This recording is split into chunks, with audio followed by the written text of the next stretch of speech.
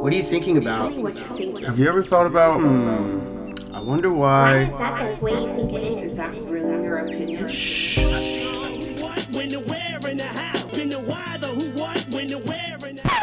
The Thoughts of Thinkers The podcast. Thoughts of Thinkers podcast. All right. Welcome to episode 2, or part 2, I should say, of the DMT episode. I'm going to keep this intro short. Hopefully you enjoyed the first part of us doing DMT. This part is, like I said before,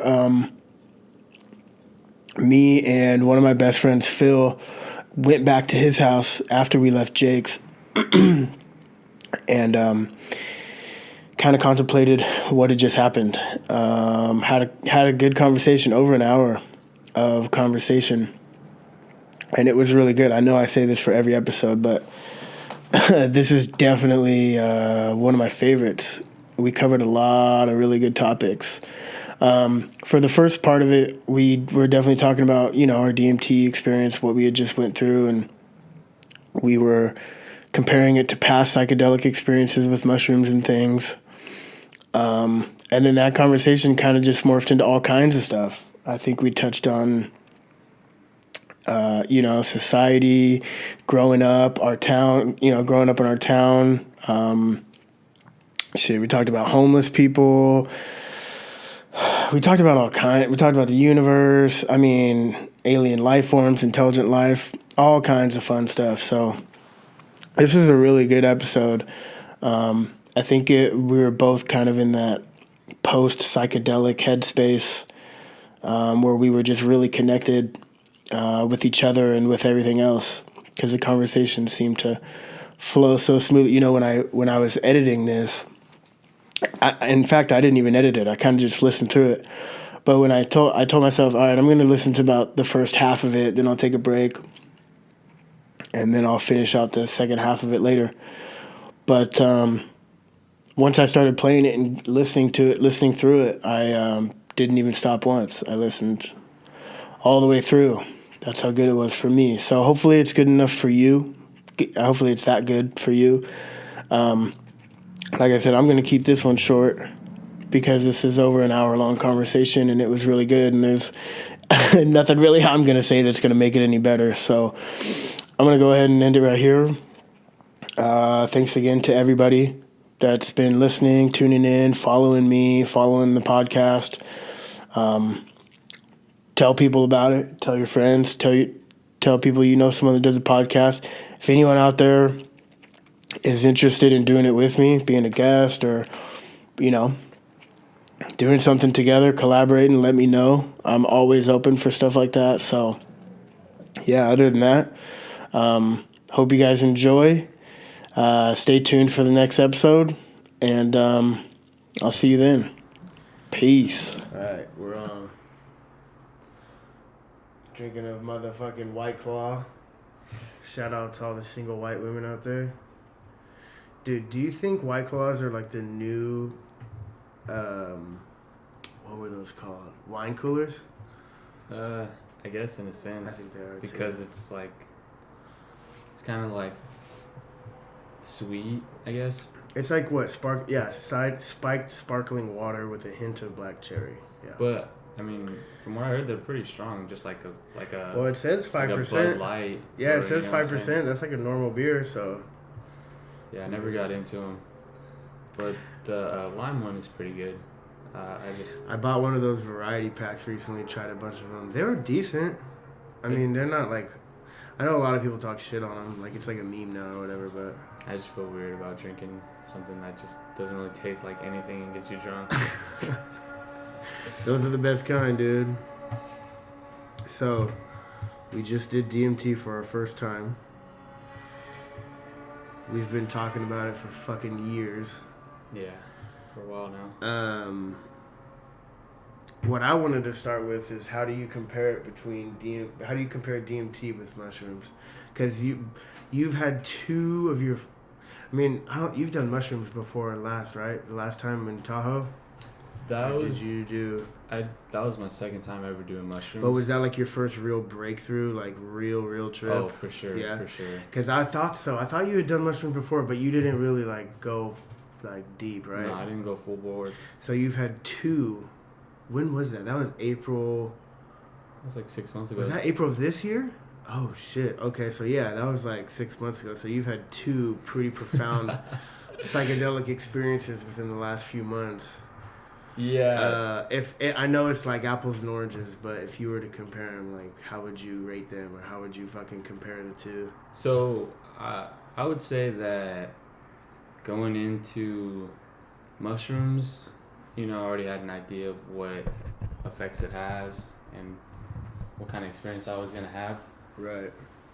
So I was kind of like, that was my goal. I wasn't just going into it just to like. When you dropped those shrooms, like what were you expecting? I know you weren't expecting what you experienced, but I was expecting like some visual. But you weren't expecting like some life-changing breakthroughs or anything like that. No, because I mean, even if I would have thought it, I would have never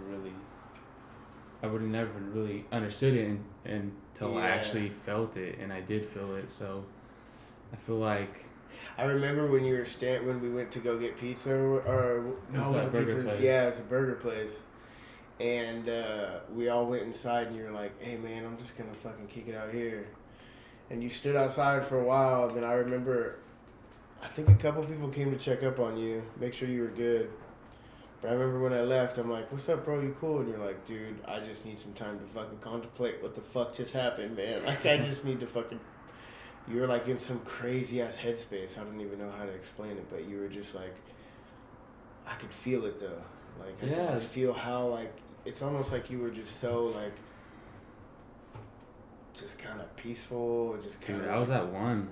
I was at one with everything, man. With everything that was going on in my life. Mm-hmm. Like, I was just fucking, like, felt really good, really confident in myself. I remember you saying something along the lines of, I know I'm doing what I should be doing right now. Yeah, And for I was sure. like, dude, that's such a beautiful fucking feeling to feel. Dude, it was. Like, Dude, I know I am where I need to be. Yeah, I just got the chills because it kind of just gave me that feeling again. But yeah, that was the most profound thing about it, was just the sense of fucking like meaning, like, I don't know, there's a deeper meaning to everything than just what I originally thought. And just like the surface, like almost like you could see under the surface a little bit. You could see that there's more than just like everyday fucking Dude, whatever. exactly. That's how I felt too. And that's what mushrooms did for me. I didn't really get that feeling off of shrooms, but You mean DMT? DMT. And it's weird because right after you did it, you said you felt like, you feel really fucking peaceful. You felt really calm. You didn't get any I of didn't that get when that. you came back? I feel like I was so far into that trip, like so tripping out, that I wasn't really able to be calm. I couldn't calm down. It wasn't like a bad trip though. It was just really intense, and I think I was just overwhelmed by everything that I was seeing, that I couldn't fully put down my guard and just and relax. Yeah. So I don't think I had that like connection feeling. If I did let it go and just let everything take me, then I might have felt. If you were to do it again, do you think you'd be able to let go better, easier? I don't know, man. That's hard to say. I would like to say I would, but I feel like it was such a rush at first that it kind of like caught me off guard. Right. And I just, from there, I was just like overwhelmed. Like you weren't ready for it? No, I wasn't expecting that. I was expecting like a chill trip. Yeah. That. But that's what I mean. Like, if you were to do it again, do you feel like you'd be more ready? Yeah, definitely. I don't know if I'd have the same kind of trip, but I know I'd be definitely be more ready than I was that when we just did it. But I think what you were saying too, how I took one hit at first and I didn't feel anything, and then I took the second one right away. I think, like you're saying, like the first one caught up to me when the second one was already coming in. So. Well, I know when I did it, I sat back and I was like fucking not tripping balls, like psychedelic. I was just tripping like nervous, like anxiety. And I started to feel kind of lightheaded, but I didn't really feel much. And I'm just like, all right, let me just ride this shit out. And then it fucking hit. But I think with you didn't feel much, so you're like, let me hit it again. And like right when you started to feel the first one, you were already taking a second one, so it just compounded and just fucking smacked you in the face. But from what I've heard, you're supposed to do that 3 times to get a real like breakthrough. That's So do what I did, but one more time. Yep.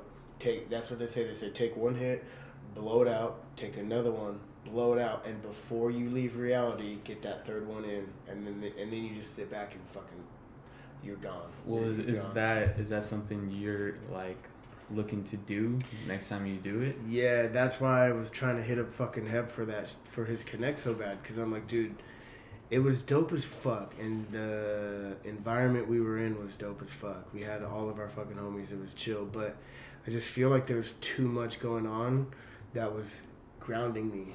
You know what I'm saying? Like Yeah. little noises, like when someone was shuffling around Good way in to the put kitchen, it was keeping me there. And I feel like if it was like me and you, like here, we could be quiet as fuck. And honestly, I don't even want to use music next time. I feel like the music was grounding me too. It was kind of dictating my trip, but it was still keeping me in like, all right, I know a song is playing.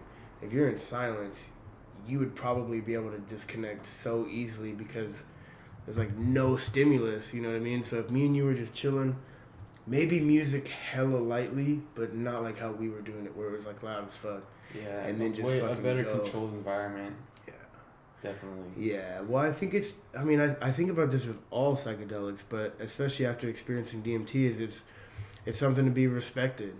It's not really something to do with fucking 15 homies at a party. Yeah. It's something to like do with 1 or 2 close people, by yourself, or with 1 or 2 close people, like, and really fucking respect it, you know, that's... So after doing it, do you feel like more confident in doing it another time? Yep. So you think you can just jump to that 3-hit fucking shootout in the fucking space? Yeah, based on what I felt the first time, because during my first trip, and maybe it's because it wasn't as intense as your guys's, because like I said, I was still grounded in the room, so I was able to kind of like understand what was going on a little bit better, and I was able to let go because I was like fucking tripping, and then once it started hitting, I'm like, all right, here it is, and I was able to just let go. Yeah. Like completely, and it just fucking overwhelmed me. And I think that the second time I do it, or whenever I do it again, I think that I'll be able to get deep, and I think that I'll be able to fucking let go easier. Because I've kind of already let go, so I feel like if I do it again, I'll be able to really fucking go for it. I don't know. Like I said, I don't think I had a bad trip in any sense. But I don't know if I'd want to do DMT again. Wow. That's so crazy to me. We must have had such different experiences because... it's like, as soon what as I wanted out of it wasn't really what I got. What were you looking for? I was looking for a deeper connection, like seeing like some like messages in my life that can help me out or something like that, you know? Yeah. What I've heard. Like I said, I don't think I had a bad trip. It was an experience and a half. I mean, I saw some crazy shit. I felt like I was in this weird place, but I don't know. I feel like comparing, like you were saying, shrooms to DMT. I feel like I had such a better trip on mushrooms. Well, I think that it might be a little unfair to compare those and I was just thinking about this when we were talking about it earlier. You're comparing a full-on blast-off mushroom trip to like a dip your foot in the water DMT trip. Maybe if you had, I mean, I know I'm not saying your experience wasn't mind-blowing, but if you had like the full-on deep-end dive head-first fucking blast-off, it might be a little bit different. Maybe you would find some answers, you know? I think I had more of like a psychedelic trip, you know? I don't know if that fun visual kind of thing? Yeah, more of like a, I don't know, that wasn't really a good way to explain it, but like more of like like it wasn't introspective. It was more of just like, whoa, what is this? Right. Like I didn't feel any kind of connection at all. What I was looking for, that's what I was hoping for, but... See, that's what I feel like, is that it just takes more time, just like with anything. Like, I remember having that same feeling when I did a flotation tank for the first... Have you ever done that, by the way? No, dude. You should try it. But I remember the first time I did a float tank, I was like, I'm just floating in water. Like, what the fuck am I even doing? Yeah. And I kind of was able to disconnect a little bit, but not really. The only reason why I say that is because time flew by. I didn't know... I had no, like, recollection of what time was. So Yeah. I was like... All right, I've only been in here like 20 minutes. I still got some time. Like, it's not really working, but I'm kind of disconnecting a little bit, but not really. Yeah. And I still got some time. And then boom, they're like, it's been an hour. And I'm like, holy shit. So I was disconnecting at some way, but I never really got like what I was looking for, which was like some profound shit. But I only did it once. So I feel like if I were to start doing float tanks like maybe once a week or twice a month, you know, religiously and really fucking do it, then I might be able to find some profound shit. And it might be the same way with DMT. You might have to do it a few times before you really fucking feel anything. Yeah, like with weed. Like what? Remember you were saying with weed? Yeah. When the first time you smoked it, you didn't really get nothing, and then once you kept smoking it a little bit, it started. It's crazy though. Like, I feel like I had like a crazy ass trip. Like, what I seen was pretty nuts. But I don't know. I don't really. It wasn't life changing. It was like, I don't really know how to explain it, but it was more just like a visual. But I remember, like I was saying, like I felt like somebody was like pulling me into some area, some place. Yeah. But it didn't feel like I was able to like communicate with them or anything like that. I was just watching it happen. Were they communicating with you in any way, or were they just I don't know pulling if you? it was the music that was talking or if it was you guys talking, but there were some voices, so it's kind of hard to distinguish where they're coming from. But yeah, I heard some things, but it's not anything I can make out or like remember. At least it's very faint. Yeah, it's a very faint memory now. I don't remember what song you were listening to, but it probably had vocals in it. Yeah, I think next time I want to do it, I want to do it without music, or if there is music, very, very low. I kind of feel the same way though, man. Like, maybe that's why I was just telling you I'm kind of just in like a whatever mood right now. Maybe that's why, because maybe I was like expecting too much and didn't really get much of it. Now I'm just like, fuck, whatever. Well, the thing is, what you're feeling right now, you're kind of just like, I mean, explaining to me how you were saying it earlier. Well, I have been drinking too, so that might... Is it kind of like a down feeling? It's a little down, but it's not really down though. But if that makes sense to you, like... after, I would say, after the shroom trip, I felt really like down too, because I felt like I felt really good at one point. Like I had a high point of feeling. Yeah. Like, you think it's just like a dump of serotonin, and then you're just kind of fucking... You're just kind of going down. You're like a little... Yeah. Just like what you're saying, yeah. I think it might have a lot to do with just coming back to what this society is, dude. Yeah, it's a reality. Because I remember after I did the DMT trip, within like 30 minutes, the only thing I was talking about is like, we live in a fuck shit society that this kind of stuff is like illegal and people are going to jail for fucking weed. And I felt like, just, man, if everybody could just like love each other and shit. Maybe that's why I feel a little down. Cause I'm like, it makes sense fuck. because it was, in a sense, like a sort of like a high, and eventually that high is gonna wear off. Mm-hmm. You know, and the feeling that you had is gonna wear. Do you think it was like an escape in a way? Nah, I don't think it was like an escape at all. I think that, from what I've seen, like, you look like you had a good trip. Yeah. You came out of it like really good, like happy. That's cool.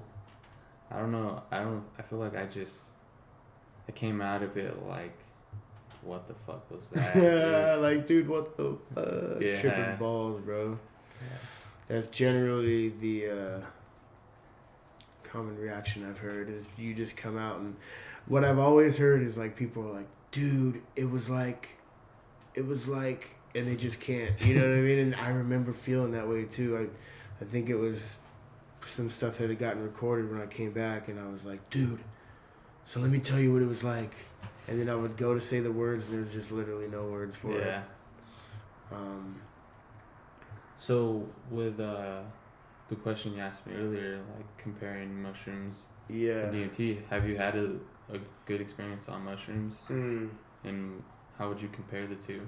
Yeah, not recently. I don't know if you were there when I tripped that one time when I was at my mom's house when she was gone.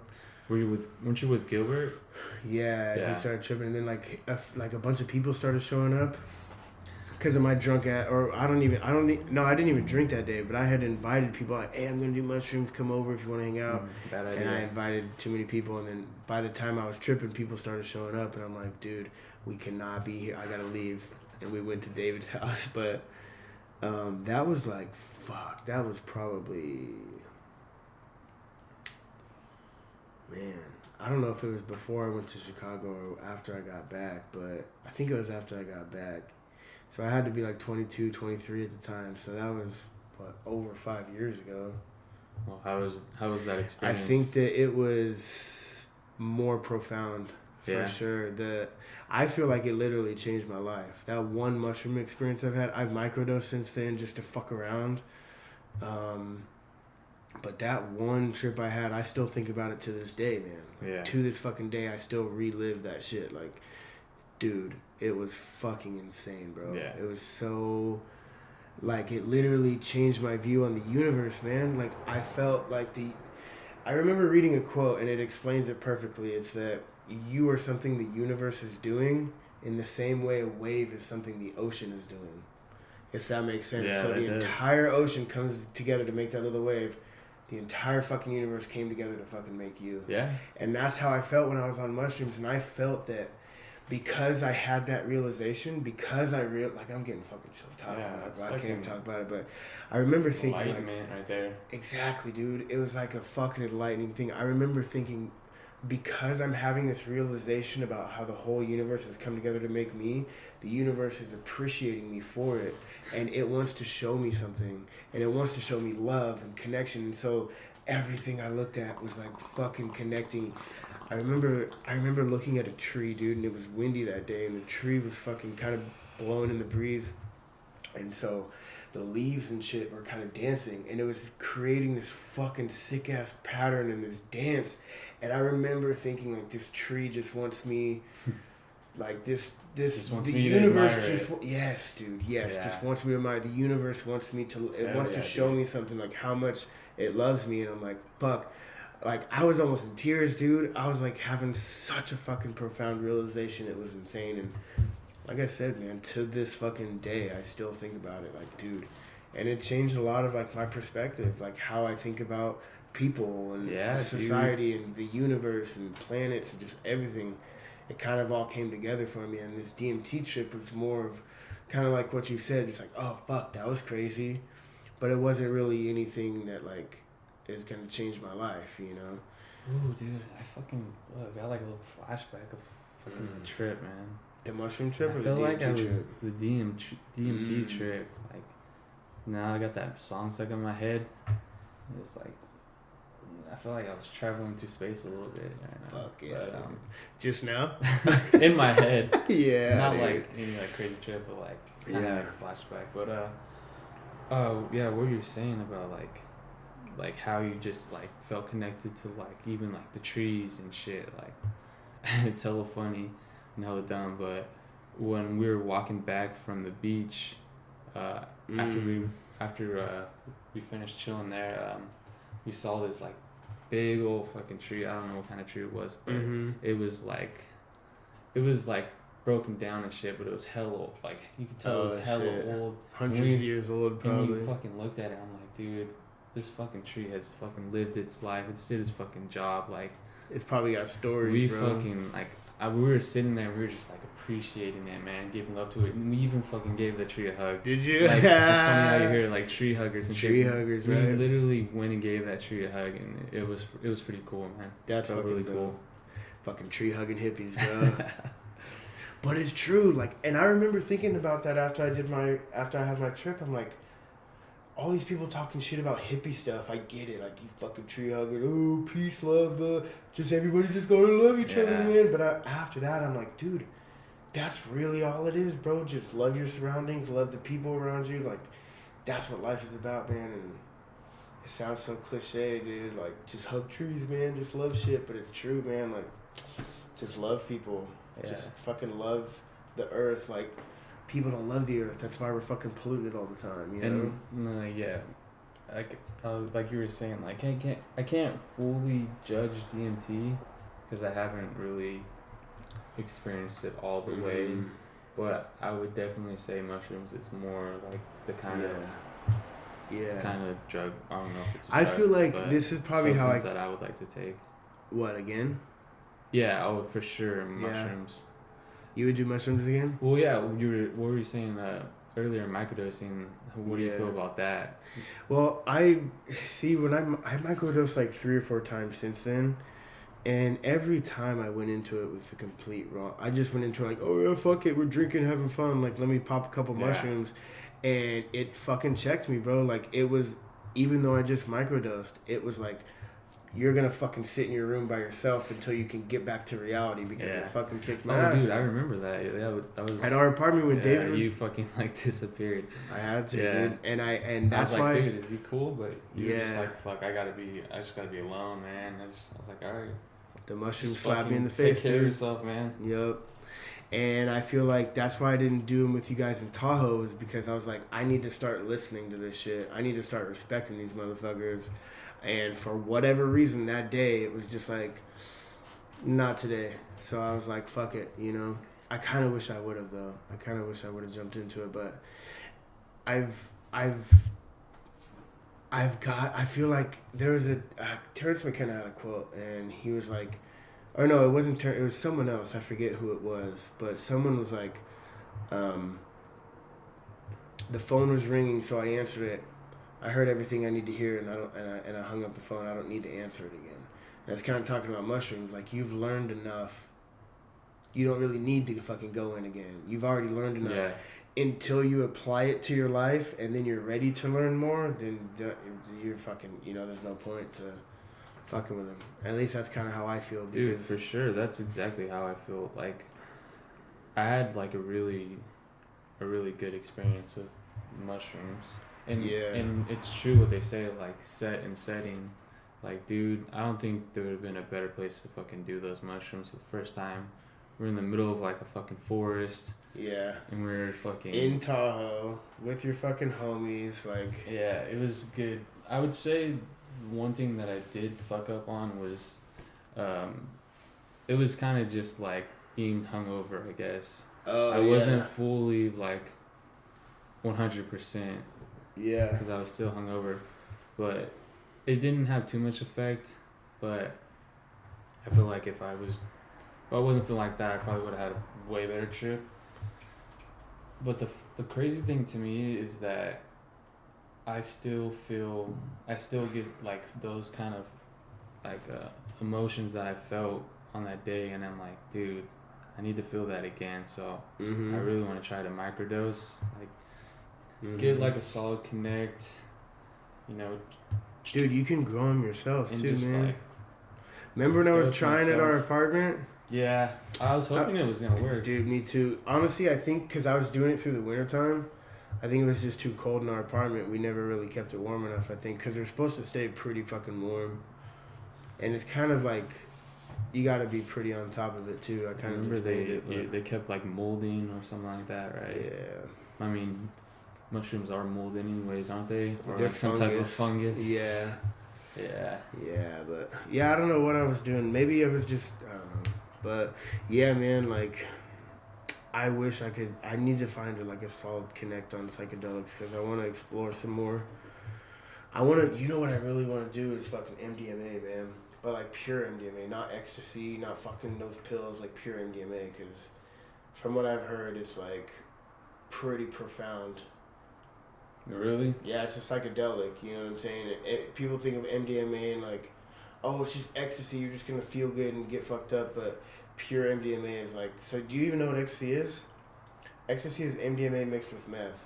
Damn. That's what ecstasy pills are, and that's why people take them at raves, because you're tripping on MDMA, but you're fucking on meth too, so you're just like, let's fucking dance, rage, fucking, yeah, so I want to try pure MDMA, because I've heard a lot of good things about it, and Actually, I talked about it on one of my podcasts, but there's that group called MAPS, MAPS. I don't know if you've ever heard of it. I think so. It's the Multidisciplinary Association for Psychedelic Studies. And they're using psychedelic drugs like MDMA, psilocybin, ayahuasca, whatever, to treat mental illnesses like fucking PTSD, depression, all that kind of shit. Anxiety, Even all that addictions shit. too. Yeah, anxiety. They're even using this shit called iboga or ibogaine. No, yeah, ibogaine. It's from the iboga plant from like Africa or some shit. But they're saying like literally you could take the worst fucking heroin addict, give them a treatment of ibogaine, and they'll have this fucking insane fucking trip. But when they come out of it, they won't ever even want to touch heroin again, bro. They won't want to smoke cigarettes. They won't want to drink alcohol. It'll like change your life. What does it say that's in it that does it?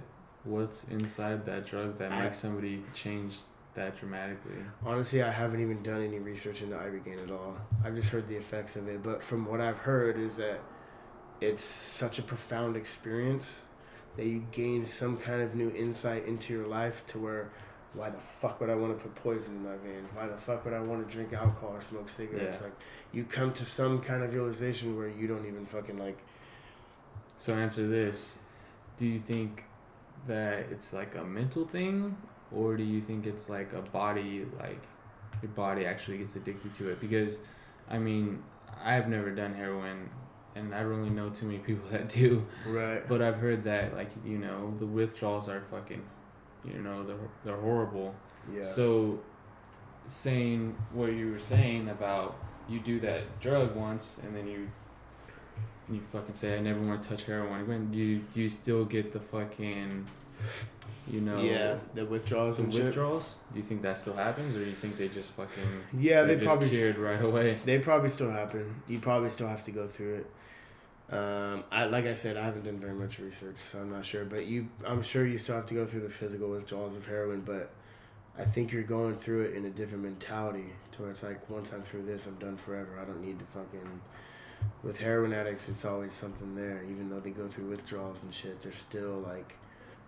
I mean, we know people that have been sober for a year and a half, and then they forget how tough it was, or I don't know, but get back on it. And I think, but I do want to say that even though there is like physical withdrawals, I think like 90% of addiction is mental. I honestly think that, like with me biting my nails, one day I was like, I'm not gonna bite my fucking nails anymore, and I didn't. Same thing with smoking. I was like, I'm not going to smoke anymore. I'll have a cigarette when I drink, but I'm not going to, like, I don't smoke at work. I don't smoke during the day. I don't, you know what I mean? I just smoke at night with friends while I drink. And I literally just one day was like, I'm not going to fucking smoke that much anymore. I'm going to fucking cut back. Same exact thing. Exactly. And people say that nicotine is the most fucking addictive drug in the world. Nicotine's worse than heroin. Nicotine's the worst addictive drug. And dude, I honestly heard, and it's kind of a conspiracy theory, which I'm not super into, but it makes sense, is that the tobacco companies put out propaganda against themselves saying how addicting nicotine was to make you believe that, like almost like a reverse psychology. Yeah. So they made you believe that it was addicting so you would keep fucking smoking. You know what I'm saying? And it makes sense, dude. Like if they were smart enough to... I'm not saying they were, but if they were smart enough to figure that out and say, let's release propaganda against us and tell these motherfuckers it's addictive. That's a pretty fucking crazy conspiracy. It makes sense, dude, because honestly, me and you have But both I've heard of a lot experienced crazier shit, so I mean, it's not hard to believe. Epstein, bro. Yeah. You know, after that, I was like, well, maybe all conspiracies are real. You know what I'm saying? After that shit came out, I was like, fuck. But me and you have both experienced cigarette addiction, and then one day be like, nah. And then it was fine. Did you go through with any fucking withdrawals? Was it hella hard for you to quit? Or was it just like one day I'm like, no. Dude, it was kind of just like, kind of tired of it. Yeah. I don't like smelling like it. I don't like... Honestly, I got to a point where I was thinking about my future. I'm like, am I just going to follow this smoking addiction road forever? Like, that can't be fucking good for my body 10 years from now, 20 years from now. Yeah. So I kind of just, like, I was like, man, I gotta stop. Just gotta fucking stop. Yeah. And you know, like you said, it appears to be hard, right, at first. You know, it's kind of like you slip up a couple times. But if you really want to, like, really quit, you really want to, then you're going to do it. Like, Then you're going to do you're it. going to do it. Like, there's a couple times where we both slipped up and just started smoking again. But I've been pretty consistent on just, like you said, sometimes I'll have a smoke, like, when I'm at the bar or something, like, or wherever, but I don't ever buy packs, so I don't really ever... Yeah. I don't really have a cigarette on hand, and I don't think it would change even if I did. I don't want to smoke like during work or fucking just after a meal. I mean, it is good after a meal, but that's not really. I know, like when I'm at work, dude, I can't even think about like stepping outside for a smoke anymore, dude. I think me and Rihanna were just talking about this too. Do you remember morning cigarettes, bro? Dude, that I think First thing about in the that, morning, dude. you That's wake up and disgusting smoke. to me now. Dude, I've woken up in the morning and thought like, damn, right now, I used to go have a cigarette and I would literally get sick. Like, how the fuck did I used to do that, bro? Isn't that crazy? We would wake up, first thing when you wake up, like, let's go have a smoke. Morning smokes. Dude, yeah, that's... How did we used to do that shit, dude? I don't fucking know, man. That was some gross ass shit, dude. And it was the best. I remember being up in the morning, dude, when it's still a little cold outside. And you're What do you think it is that changed about you? I think it's just a lot of growing up, getting more mature mentally, just kind of realizing life on a grander scale than just today. I agree. I feel like when we were younger, I mean, I don't want to speak for you, but I know when I was younger, tomorrow was never fucking thought of, dude. Like, when I was 15, I never once thought about, what am I going to do when I'm 18? What about when I'm 16? Or what about when I'm 20? What am I going to... That shit, I never thought about the future. And I don't know why, but I kind of regret it. Like, I wish I would have thought about the future more when I was younger, but... Definitely in school, too, man. Yeah, in school, dude, we were smoking so much fucking... Do you remember driving to school? Like, what day is it? I don't even fucking remember because we've been high all goddamn week. Driving to fucking Cala. Like, dude, we never give a fuck. It was just like... Yeah. Oh, we got school today, like, let's just get this shit over with and then go fucking smoke weed and chill. And it's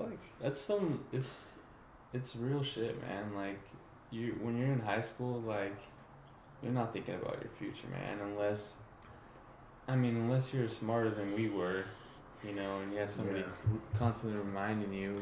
Well, I think if you find something when you're younger, too, like, then you start thinking about the future, like, if you want to join the military.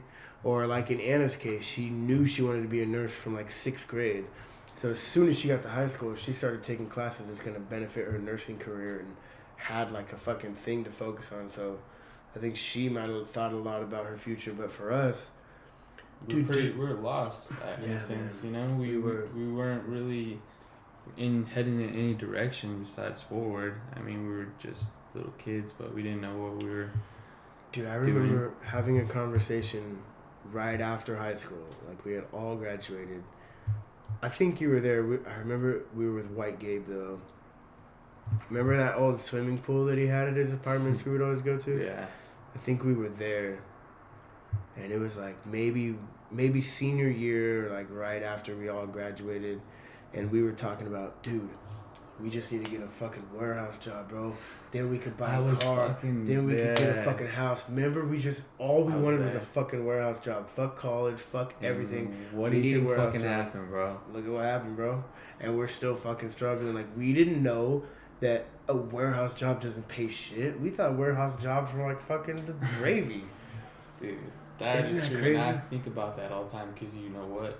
That's exactly what we're fucking doing. Dude, our goals were warehouses. You know what? I remember that day, dude. I don't remember it clearly, but I remember it, and I'm telling myself, I'm not gonna get a fucking house job. I'm gonna do something else. But little did we know, you can't get shit without a fucking degree or some kind of fucking something to show for. I don't know, man. I'm lucky I got to where I'm at right now, but I'm still struggling. It doesn't matter. Yeah. You know, I heard a quote, and I think it fucking, not to keep quoting shit, but I heard a quote one time, and I think it's fitting for this, what we're talking about. I wish I could remember who it was by, but they said that the problem isn't aiming too high and failing. The problem is aiming too low and succeeding. And that's fucking us, dude. We didn't have the fucking thought to aim higher. We were just like, fuck it, you know, and we succeeded. We succeeded. But that doesn't mean to say that this struggle is over. We still got a long ladder to climb, but I think that if we would have had these kind of realizations when we were high school kids, bro. And it's kind of like, it's kind of fucked up how it works, because it really wasn't up to us, you know? Our brains weren't fully developed. They really weren't. We were still like learning. What do they say the age is? Somewhere in the 20s where 25, I think. Where your brain stops developing. 25, 26. I'm not saying like you can't learn anything else after that.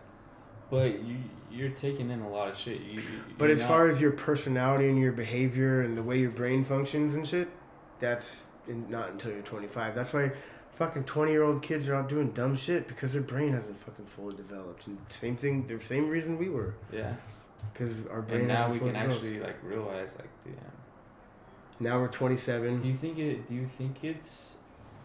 All right, this is probably like a hard question to answer, but like, do you think it's like a certain age, or do you think it's like your life experiences? Do you think if we would experience Both. like getting a job earlier in life, we would have realized, oh shit, we should be doing this instead of this.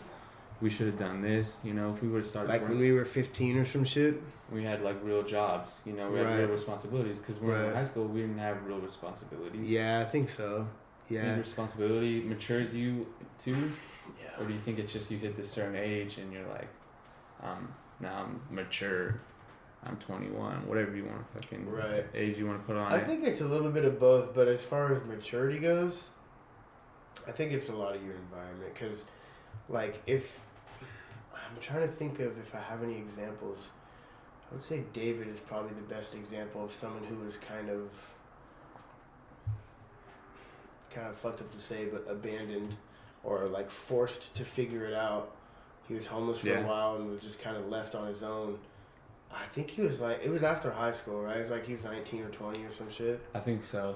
Yeah, so he was just kind of left, and he kind of just had to fucking figure it out. And I think that if that were to happen to any of us when we were like 14 or 15, we would have fucking had to grow up and figure it out. I think a lot of maturity is definitely experiences. Yeah. But it's also, I mean, it's also age too. I mean, you do get to an age where you start to kind of just naturally realize things. But I think, a lot of it's probably your experiences.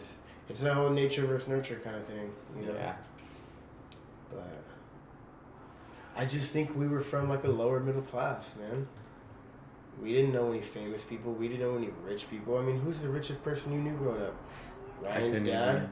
You know what I'm saying? I couldn't name anybody that's off what the I'm top saying. of my head. I don't know. I remember when, I think it was, I want to say it was Chris and Chuck. They told me that their dad made over 6 figures a year, which ain't shit. $100,000 a year. That's doing decent, but that's not really nothing, bro. No. On a grand scheme of things, you're doing good, but you're not fucking. You're not rich. You're doing. But I remember when Chris and Chuck told me that their dad was making over 6 figures, it blew my fucking mind. I'm like, that motherfucker's rich. You know what I'm saying? When we were young, like, dude, what the fuck? You know what I'm saying? That's crazy money. Yeah. But now that we're older, I think about it like, what was our perspective like, bro? Our perspective was that 6 figures was a fucking millionaire, dude. Like, we were from lower middle class, so a lot of the examples that we had to go off were OGs or were fucking people that were like hustling and just working middle class job, like my mom, just working a fucking regular job. Like, we didn't have any millionaires or real estate fucking moguls or business owners, CEOs. We never had any of that shit in our life. So I think we grew up in a little farm town that fucking started to populate a little bit more and grow a little bit more. But, yep. I mean, I wonder what the population is in Antigua. Do you know? No. I wonder if You can search it up right now. I thought I had it over here. I can search it right now. Oh, it's charging. Antigua's But yeah. population. Well, if you had to throw a number out, what would you say it is? I'd say like 200,000. I was gonna say 100,000. I'll say 200,000. 200. Let's see. Man, Antigua's population. Dude, it's fucking blown up too. And we're both off. What is it? 79,000. 79,000. 268. Does it give a year? 2017. 17. I bet you it's even higher now with all that new fucking shit they've been putting in recently. Wow. So, I mean, since I'm already looking it up, what do you think Tracy's is? What was Manteca? 79? 85. Close. It's 90. 90. And what about Lathrop's? Oh, that's like 20. 22? Hey! That's close, yeah. What about Stockton Modesto? Did it say that one's? No, it didn't pop up. Because those are I think those are like 200,000 maybe. Oh, yeah. Fuck. Is it Modesto is 214. Damn. Stockton is 300. Oh shit. Stockton's bigger than Modesto? 100,000, yeah. Fuck. I thought Modesto was bigger. I did too. Dude, so I wonder if you can look up the year. Can you look up the year of Manteca in like 2008? Probably. I bet you it's less than half. No, it's probably, what was it, 79? So like 80,000? It was probably like 50, I'd say. 64. 64 in what year? 2008. 2008? Damn, so it hasn't grown as much as I thought it has. So like 15? 20, yeah, 15,000. Damn, I feel like it's grown way more than that. With all the new fucking development with Woodward, when was Woodward started? Because Woodward wasn't around when we were kids. It was. No, Woodward was barely getting built when I was driving. I don't think so, because I remember going to Woodward school for fucking summer school. Well, maybe the school was there, but I'm talking about like the whole... But there was houses around it. Yeah, but they weren't... There was like maybe a couple cul-de-sacs. Because I remember when I had my car at 16, we would drive to Woodward because there was hella neighborhoods with just streets but no houses built. And See, I don't know what year it was, but I was definitely in elementary, and I definitely went to Woodward School, and there was houses around it. When you were going to Sequoia? I remember there was... Yeah, I was going to Sequoia, and I remember there was this... So I had to be like 04. There was this day where they said some dude fucking hung himself from a tree. I remember that. Yeah, that was when I was in summer school there. Oh, shit. Yeah, and it was like a few blocks away from where the school was at. He was just hanging from like a fucking in a hard park tree. Or some shit? Yeah,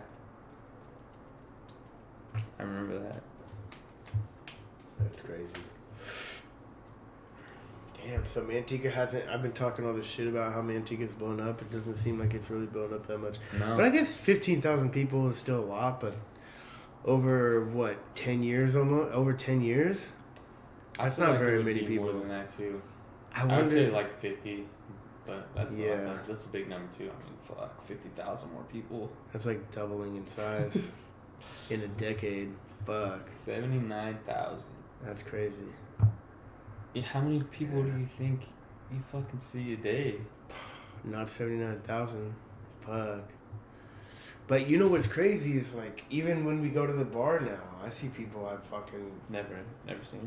randos, yeah. Or Ooh. like when you're driving to the store, you go to In-N-Out, like look at all those people that are Well, there. that's also like a interesting subject, because think about this: when you went to high school, it was the same thing. You'd pass by hundreds of fucking people every day, Kids, but you wouldn't really recognize them because you wouldn't really pay that much attention. They were just bodies passing you. But when you met that person, you meet somebody, you start to get familiar with them. Then you start seeing them all over the school. You know, it's not that they weren't there. It's just you didn't notice them. I think that's just how it is with anybody. Like, I just see their face for a split second. I could see them again, like, the next day, and I wouldn't even remember it. Yeah. So yeah, you could be seeing the same people over and over, and you just wouldn't even understand. Dude, that's the argument for the simulation, dog. Simulation, dog. You know what's crazy is I finally met someone from Manteca, born and raised, that had no connection whatsoever. What do you mean? Okay, so every time I meet someone, it's like, oh, I grew up in Manteca. I'm like, who do you know? Oh, I fucking hung out with this person. Oh, that's my homie's cousin. Like, you always have some kind of connection. Yeah. I met someone at work that was born and raised in Manteca that I have zero connection How with. old is he? She? He's like 4 or 5 years older than me. So he would, and I understand why, because he would be like getting out of high school when we were getting in. So maybe that's why it has a lot to do with it. But I was still asking, like, do you have any younger cousins, brothers, friends? And we were going off names for hours. Couldn't find a connection. And I'm like, damn, that's the first time in Manteca that's ever happened. Yeah. Because I feel like in Manteca, if you don't know them, you know somebody that does. You know? Most likely, yeah.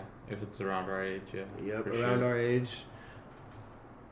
Born and raised here in Manteca. I heard there's like, bound to I don't know what the actual, like, the number was, but I was like, every, what is it? Fuck, I can't even remember, dude. It's like something about like, every 4, like, if you were to name 4 people, like somebody would have a connection out of those 4 people, like, that you're talking to. Like a random stranger? Yeah. Here in Manteca or just anywhere? I think it's like in Manteca, or I can't remember exactly where it was. I shouldn't have brought it up because I don't remember it. Have you ever heard of Dunbar's number? What's that? So Dunbar's number is this idea that your brain has a maximum capacity for people, right? And the number is 150. And they say that anything after 150, you're never going to really fucking remember them or have any, like, your brain doesn't really have the capacity to have a connection with anybody outside of 150. That's, it's an estimate, obviously. It's not like a science, but the estimate is about 150. And the way it was brought up is they looked at, like, most of the tribes back in the day before big societies were created, when people were just hunter-gatherers or whatever, or even like in Americas, when the Native Americans were around, like stuff like that, and tribes never really got over 150. Once a tribe grew to that size, it usually tended to split off into another tribe. And that was a big reason why that number was created. Because if you think about it, in your tribe, I mean, even after 100 people, you're not really going to have any capacity to fucking... So that would be a cool thing to put to test. You can just sit here and name off 150 people that you know. I mean, well, how many Instagram followers do you have? Like 200 or something like that. I got about 200 too, and I guarantee 50 to 100 of those people don't even fucking care about. Yeah. You know what I'm saying? And that's right where, you know what I'm saying? That's right where the fucking number is. You know? But how did I mean, I get the tribe thing, but that doesn't regulate how many people we can. Right. Yeah. remember. It's not like a science or anything. It's just almost, it's kind of like a thought experiment. I mean, I don't think there's any real science behind Dunbar's number, but I think it's just something that was created to kind of like be able to give you a certain kind of outlook on shit. How much memory you can hold. But that's the thing, like, we retain a lot of shit that we don't even realize, you know. That's why, I mean, me personally, I have crazy ass dreams of, like, things that I really don't even know what's going on. It's like, the hell? Well, I think a big thing about it too is once society, even Manteca, what was it, 80,000? Even that, we think of Manteca as kind of a small town, even when we were growing up, small farm town, but even 50,000 people in one little fucking place, it just seems like that's why we're able to walk past fucking homeless people and shit.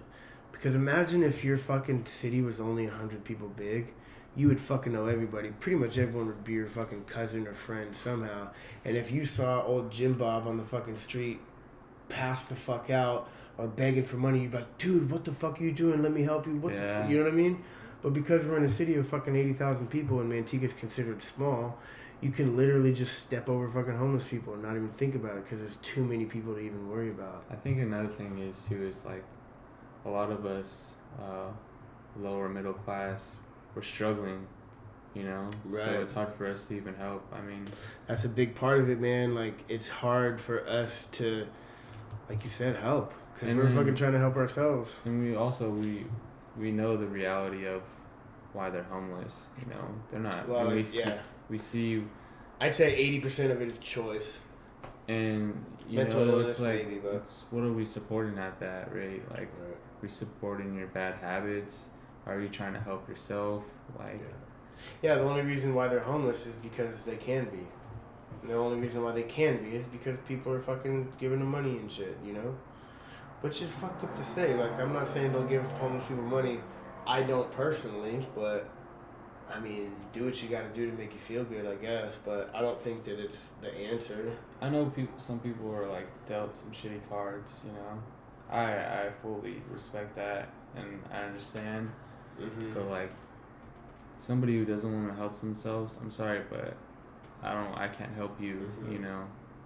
And I don't feel bad for feeling that way because it's not really like I'm helping you at all. I'm not. You're hurting them, really. Yeah, I'm keeping you in that fucking lifestyle that you're living. Any normal person dealt shitty cards, like you said,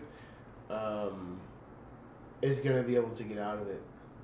They're gonna fit. I mean, like we just talked about David, he was literally homeless, sleeping in parks, crashing on friends' couches, no fucking family. And look where he's at now, dude. He fucking has a house and a wife and a kid and a fucking full-time job with a trade, welding, by the way. Like, he's fucking killing it, bro. Like, knowing where he came from, that's why I love David so much. This fool, he literally never, dude, he would come over. And I knew he was homeless, so as soon as I got off work, I'd be like, bro, come over. So he would come over, and I would just be fresh off work, like, damn, I'm fucking hungry. Let's go grab something to eat. Nah, I'm cool. I don't feel like going. When's the last time you ate, bro? You know what I'm saying? Like, I know you want to go fucking eat. Nah, I'm cool. Like, I'm good. Bitch, I'll fucking buy your food. Don't you know what I'm saying? Like, it's cool. And he was never the motherfucker to ask for handouts. Never the motherfucker to, like mooch off people and shit. And he literally just fucking put his nose to the grindstone and fucking killed it. And I use him as a huge example with homeless people, man. Like, if you want to get out of it, you will. But if you're willing to settle for that kind of shit, if you're willing to settle for a tent by a river, begging for change, then that's it. But that's your fucking choice, and that's not my fault to have to fucking. Yeah. You know what I mean? Yeah. I mean, and you know who my dad is, bro. You've seen everything that went there. He had every motherfucking opportunity in the world not to be homeless. And he chose to. He might not have chose where he's at now, but he chose all the motherfucking steps to get there. You know what I'm saying? So.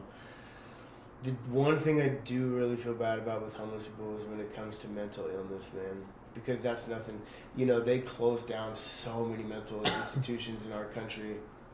I forget what president it was, but I want to say Nixon, but it might not have been. But it was before us. Closed down a bunch of fucking mental institutions. They don't offer any mental help for veterans, you know what I'm saying? Like, all this kind of shit. So... I saw that face you gave me. It's not that they don't offer any mental help, but the mental help they offer is just to fucking dope them up on pills. You know, it's not real help. And so a lot of these fucking homeless people are mentally ill, and they don't have a family to fucking turn to, or they don't have a hospital to go to help them. They don't have access to therapy and shit that they need. So they literally just fucking, their life falls apart. They don't know what to fucking do because they're mentally ill, and now they're just fucking floating around in the streets. Yeah. And it fucking sucks. I think a huge issue with our homeless problem in this, especially in California, is mental hospitals, man. Mental health therapy, fucking, you know what I'm saying? Like lack of resources, right? Yup. Start fucking funding these mental hospitals, man. Start fucking funding mental therapy for veterans and shit. You know what I'm saying? Well, I mean, you were talking about that MAPS. Perfect example. I mean, I'm pretty sure. I mean, I don't really know too much about it besides what you told me, but I'm pretty sure they've tried to treat like veterans too, right? Yeah, actually, one of their forefront fucking things that they're working on is PTSD with veterans, and they're using MDMA, because you've heard about, like, oh, you just feel good, you feel love, you feel fucking rubbing the carpet feels good or whatever. That's kind of the idea, is to show these veterans that have PTSD and just see murder and death and they're fucked up in the head, to show them, like, hey man, there's still fucking love out there, and like, and it for whatever reason, I don't know the mechanics behind it, but a lot of fucking veterans have found it to help quite a bit. I could never put myself in like a veteran's shoes who's, you know, taking somebody's life. I couldn't imagine, you know, what kind of nightmares haunt them after that. Yep. But yep. You know, it makes sense, man. You do something like that, it's kind of hard to just tuck it away and forget it. Like, that shit lives with you, fucking. Yep. after that. I remember hanging out with my brother quite a bit before he moved to Germany, and that was a huge window into the world of PTSD, man. Especially with his friends that he served with, because there were a couple friends that lived in Manteca that he served with and that he grew up with in Tracy and shit. Like, you know what I'm saying? He's known these motherfuckers forever. And he had it really bad, and he was like the least of them. I remember one of his buddies couldn't even leave his fucking house, man. Like, every time he left his house, he was like on the edge of fucking murdering someone. Because he was just still in that fucking soldier mentality, dude. Like, I'm at fucking war. Anybody that looks at me, I'm fucking blasting their face off. It's like, for whatever reason, he wasn't able to come back from that. And he was just kind of stuck there. And so he doesn't leave the house because he's like such like a fucking... And my brother, I remember him telling me the story about it. And it was so, like, I remember like almost I think I did come to tears when he told me. But he was saying in war, he had done like a bunch of shit, man. And it didn't really affect him because it was the enemy or the other or just the wall that was standing in his way, right? So he had to protect himself and his brothers in arms and shit, so he did what he had to do, whatever. But he said that he came back and his daughter died. She was like 1 year old, and I think she died from SIDS, which is sudden infant death syndrome. Sometimes babies just fucking die. I guess that's the thing, right? I mean, they're really weak. I mean, they're just fucking... Exactly. And I remember he told me, he was like, man, I never had PTSD, didn't give a fuck. I was a Marine. I was a fucking hard-ass, jarhead. But when my fucking daughter died and I held my dead daughter in my arms, I realized that every single other person I affected overseas felt this exact same fucking way about the people that they lost. And he said that it just fucking broke him open. And that's where all his PTSD and everything just fucking fell. And he's been fucked ever since. You know what I mean? He's been struggling with it ever since. And when you hear shit like that, it's hard to have a bad day at work. It's hard to complain about traffic and shit. That's when tough, man. you know that people are dealing with dead families and shit. Like, you know what I mean? It's like, fuck. And I remember he was telling me about that too. He's like, man, I don't got patience for these motherfuckers that cry over a paper cut. He's like, because I know what the fuck that shit really is. And I was like, you're right, dude. I can't complain about my fucking day anymore. Fuck, dude, you won that one. Yeah. But when you think about that shit with PTSD and mental illness, it's like, what are these motherfuckers supposed to do? There's no answer. You ask anybody, oh, we'll go to therapy or take this pill or do this or do that. Who fucking knows, you know? Like, you know, it's true. It's like once you do something like that, you know, your moral compass is just fucked. You know, you're just like, I don't know, man. I could just imagine, like, I mean, I could never imagine actually killing somebody, but just the guilt you might feel after that. Just like you said, like I was saying, you can't forget it. Like, as much as you would want to, as much as you would distract yourself, those kind of thoughts will always linger through your fucking head. It doesn't matter. Like, I mean, I hope that, like, the therapy that you were talking about can help somebody get over that, but seems to be doing unless pretty you good. actually erase that from your mind, or you come to peace with it, I guess that's what it comes down to. And You gotta make peace with it, or else it will just haunt you forever. And it probably does, like, just replay in their fucking mind, like, all the time. And I can imagine that would be probably pretty torturous. To just see some fucked up shit over and over and over and over and over again. It's like, fuck. And then you see these Vietnam vets. I mean, the shit that they saw was like fucking crazy compared to the shit that we're hearing about, you know? Yeah. And you see a lot of those old homeless people, like when we go to San Francisco and there's that fucking crazy guy talking to himself. A lot of those motherfuckers are Vietnam vets, man. They fucking came back. They saw some fucked up shit, came back to our country and were spit on. And they couldn't take it, bro. They just fucking mentally completely broke. And now they're like sitting on that's the why plane. drugs, you know, that's where drugs come in hand, like, And they did a lot of drugs over in because you kind Vietnam of just too. fucking, you numb yourself Yep. so you can't feel. Aren't they doing a bunch of heroin in Vietnam too or some shit? Yeah, I'm pretty sure. So they came back with So fucking they were all heroin fucking addictions. on morphine too, you know. Yeah. Like, you get fucking shot, you get a fucking stuck with some morphine, and you fucking just fucking cloud nine. Dude, they say Hitler was like a meth addict, bro. I heard something like that. Yeah, his doctors would shoot him up with UVs full of all kinds of crazy shit. I And still think that's fucking crazy. he was like on Holocaust. steroids, meth, all kinds of crazy shit. It almost doesn't seem real, and I've heard some conspiracies about it. What, the Holocaust? Because it's like this dude controlled, I don't know, hundreds of thousands of people to just fucking kill a whole entire race. Mhm. You know, just wipe them, or they Well, try to. I've listened to podcasts about it, and you got to realize that most of the German people didn't really understand what was going on. Like, they knew it was like such a long process. It wasn't like Hitler just came in and we're going to kill these Jews and everybody was down with it. It was like a long, like any other president. It's a long, they're senators for a long time, or they're fucking whatever. They build their way up, and then they go through this crazy campaign and eventually get elected or whatever, and then over years they try and make changes and shit. That's kind of what Hitler was. It just took a long time, and there were a lot of German people that were fucking pissed off at, for whatever reason. I don't know all the politics behind it, but he was able to kind of convince them, like, these people are our problem, or this is what we need to do.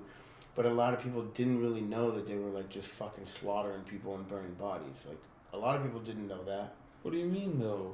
A lot of didn't German know. citizens, a lot of like German citizens, like But the of actual course, soldiers. right? So the soldiers and the SS and all that shit. Of course they knew. Okay. But the average everyday German citizen, like, hey, fucking Hitler's burning bodies. It's like if you were like, hey, fucking Trump's got a Asian slave in his basement. You're like, yeah, fucking right. Yeah. Turns out he really did. As far as my understanding, that's kind of what the German people, that's kind of their level of knowledge when it came to Hitler. No, Like, I we know understand, maybe some yeah. fucked up shit's going on, but they ain't fucking burning bodies. What are you talking about? But really, they were. Do you think that I can't compare the two? Like, our army is kind of like that in a sense. We were kind of trained to just fucking kill whatever. Like, I mean, I've never enlisted. I've never really fucking been on a battlefield, but from my understanding, soldiers are told to, or they're sent over there to fucking do whatever they have to do, no questions asked, right? Right. Yep. So they're kind of Don't just question your orders, soldier. They're orders. Don't. Yeah. Yeah, man. I think all military is the same. Whether you're a Nazi or whether you're fucking whatever. I kind of think it's all under the same umbrella. I think that it's fascism in a way, I guess. You know, it's enforcing your government by power. That's what the fucking military is there for. It's to, this is what our government is. You want to fucking test us? Let's see what's up. It's kind of like the boxing gloves, you know? And I think that it's really fucking easy to misuse that power. Yeah. I think when someone becomes president, or you have people in Congress that are voting for these wars because they want more money, because they know that they got the world's strongest army. Exactly. So it's really easy to start misusing that. I don't know if it's all intentional.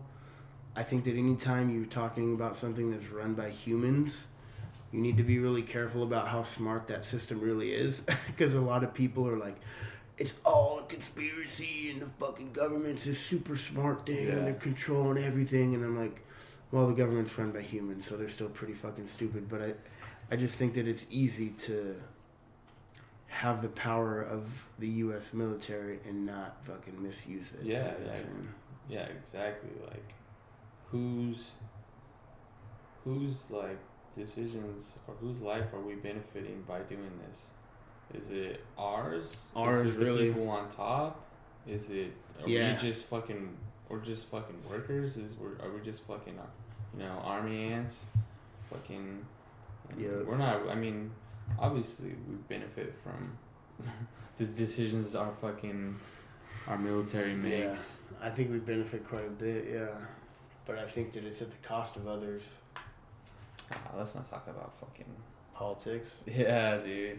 Fuck it, we can get into it, dude. I'm not really into politics myself, but I do feel. We can still talk about the way society is structured, though, without getting too deep in the political woods. Yeah. I think that it is there to benefit the top 1%. I mean, it sounds cliche, fucking march on Wall Street, 99%, but it's like, nah, man, like this country is run by a rich upper class. Everybody else is just here to produce. That's basically it. You know Yeah, what I'm like saying? you said, we fucking work in warehouses. We're just fucking. We're just the bottom of the fucking barrel, working for the Yeah. people up top. But that's the thing is like, even with that being said, this country, even if we are being used as worker ants, we still have a fucking great life compared to 90% of the rest of the world, man. Like, the fact that we have to go to work and support this fucking machine sucks. But it provides a great fucking life, man. Like, we're able to have a nice house and drive a cool car and fucking have a dope fucking phone and be able to talk to anybody we want at any time and be able to support our kids and our families and like that. You can't. There's other countries where motherfuckers are like eating dirt and shit, man. Like, Dude, so do you think that you can achieve this kind of lifestyle without war and military? I think that's possible. This life that we yeah, fucking live. So, man. Well, see, so there's actually a book I've been wanting to read, but I listened to a podcast by the guy that wrote it, so I have a pretty good understanding of his ideas, but I still want to read the book that he wrote. But his idea is that society itself, this idea of us living together in cities and states and countries and whatever the fuck, is hella bad for us, and our quality of life is way better being in small tribes hunting and gathering and shit. And that's kind of what you were just saying, is that do you think it's possible to live this good of a life without military and shit? And I don't think it is, because as soon as you have society, as soon as you have something to protect, you need a protector, because someone else is going to try and fucking take it. So, it happens all the time. basically, like, too many people to control, right? You know, it's easier to Yeah. control like a tribe, but if you fucking have like 100 tribes that you're Yeah. taking control of, now it's harder for one person to control Yeah. every single one of those now, because like you said, some people will fucking fight the Yeah. cause, whatever it is. Well, I think it's more. It's not as much of like too many people to control. I think it's more of like if you think about the hunters and gatherers, right? It was just a tribe of people that were nomads that just traveled around, eating what they could find, and they would stop at a river for a while. I'm like, hey, we're gonna post up on this river and chill there, and then maybe 10 years later, fucking this river dried up, so we're gonna move somewhere else. But there was never an idea of mine. Like, this river is mine. This fucking shit is mine. But then they started growing crops, right? They figured out how to grow crops to where they didn't need to travel anymore. So they like, hey, we could just fucking post up right here forever. I can just grow all the food we need. Yeah. Now, you got something to protect, right? Now you have a crop of food to feed your fucking society with, to feed your tribe with, and then all of a sudden someone else figures it out. But then their crops dry up, and they see your crops doing good, so they're gonna come and try and fucking take them from you.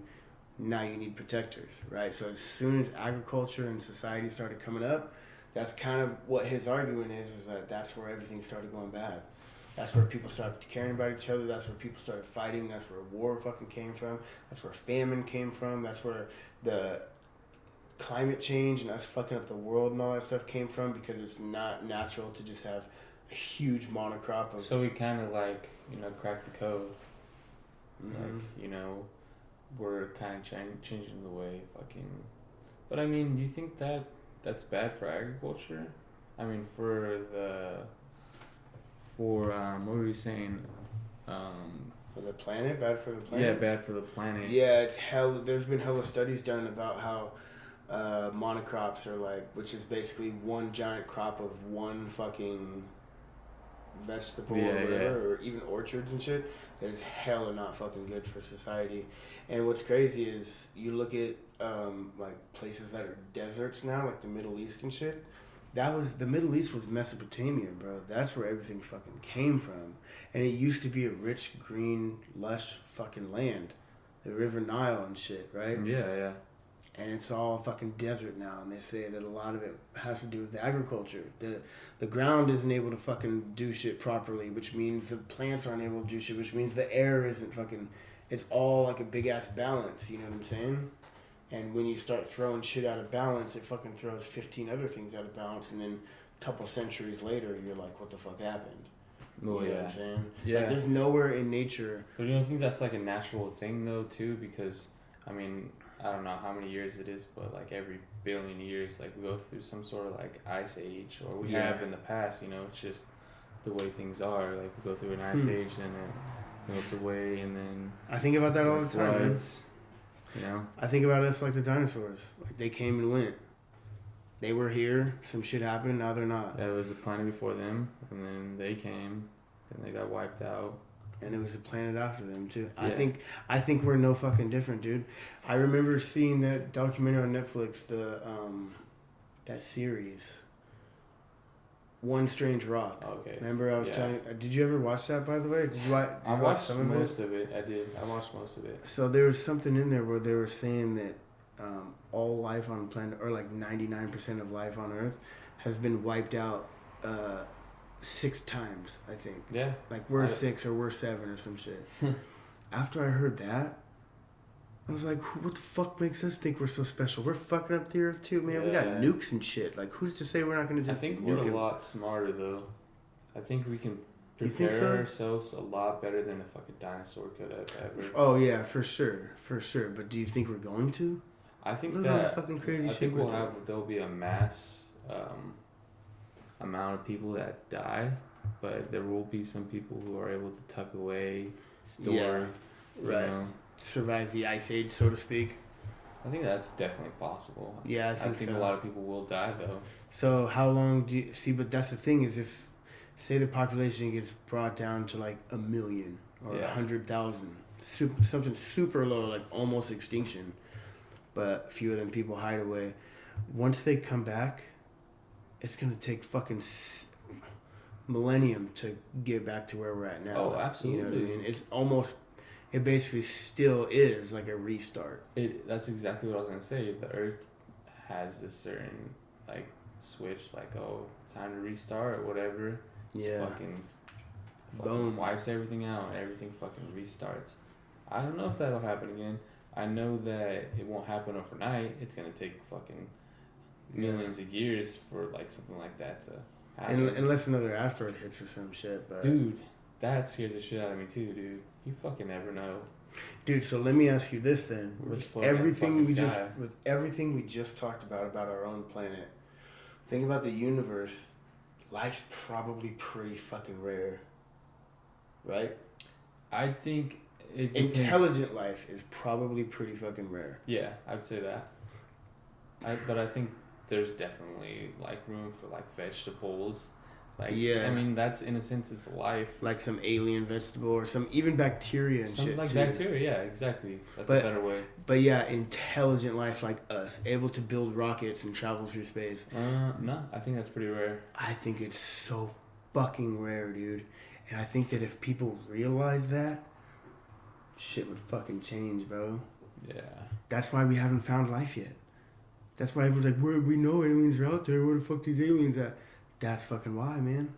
Because it's fucking rare, bro. For a planet to be able to sustain life for millions of fucking years without getting fucked up, enough to grow a fucking mammal, to have a brain big enough to contemplate the universe, that process right there is probably so rare. One of the rarest things in the universe, But man. do you think that like, I mean, I like to think that there is life out there, Yeah. intelligent life. I like to think that, Mm-hmm. and what makes me always like, think about it is that what we have in our solar system is just what we have. We don't know what else is out there. We don't know what other fucking minerals or fucking, Right. come on, like fucking millions and millions light years away. Who knows where you're gonna end up? Who knows what kind of shit's gonna be around you? What kind of elements you're gonna run into. It could be some crazy ass shit that makes some super crazy intelligent being. Like, who fucking knows, man? There's Mhm. endless possibilities. Yeah. So to close your mind to that is just like Yeah. you're just lying to yourself, man. Yeah. There's got to be some sort of life, but I do agree with you. Do you on think the it's even- intelligent- Do you think it's even possible to reach it? Like with how big the universe is, and the universe is expanding, by the way. I don't think we'll find them. I think they'll find us, if anything. I don't think we're there yet, or even close to it. We're so stuck on this fucking planet, like, we don't give a fuck about, like... Yeah. I mean, we don't really, like, think about what's outside of this world on an everyday fucking... Yeah. Everyday fucking process, but... It's like... But, like, even if we were... Like, we could be the only intelligent life in the Milky Way galaxy. And that's, like, 100 million light years across. Yeah. So, even traveling light speed, it would take us 100 million years to get across our galaxy. And there's fucking billions of galaxies. So there's gotta be life out there somewhere, right? But that distance and time, we'll never fucking get to it. Even if there was life in our own galaxy besides us, even in our own galaxy, we wouldn't be able to ever fucking get to it. So the idea that there's life on other galaxies, sure, but we're never gonna fucking get to it, ever. Unless we can fold space-time. Unless we can literally... bro. Dude, that's it. That's the communication right there, bro. Fuck going through our own dimension. They're just going through higher dimensions.